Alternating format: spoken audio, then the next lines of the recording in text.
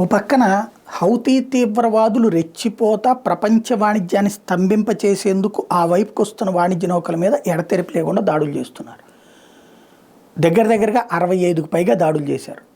America తన యుద్ధ నౌకలని అక్కడికి మోహరించినా పట్టించుకోకుండా దాడులు చేస్తున్నారు.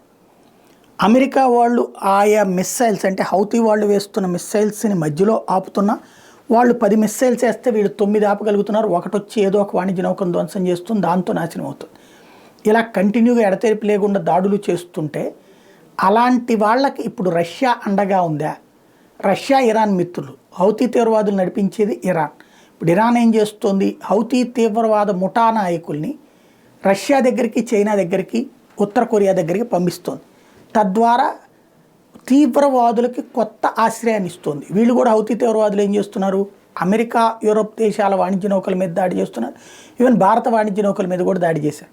కానీ రష్యా, చైనా, ఇరాన్ జోలికి పోవట్లేదు. అంటేనే ఎవరు నడిపిస్తున్నారు అన్నది అర్థమవుతుంది కదా. ప్రత్యక్ష యుద్ధం చేయలేని వాళ్ళు ఈ తీవ్రవాదులు నడిపెట్టి నడుపుతుంటే నిస్సిగ్గుగా రష్యా అధ్యక్షుడు పుతిన్ హౌతీ తీవ్రవాద ముఠాకి సంబంధించినటువంటి ప్రతినిధుల్ని తన దేశానికి ఆహ్వానించి వాళ్ళతో చర్చలు జరుపుతున్నాడు. ఇది ప్రపంచానికి ప్రయోజనమా, నష్టమా?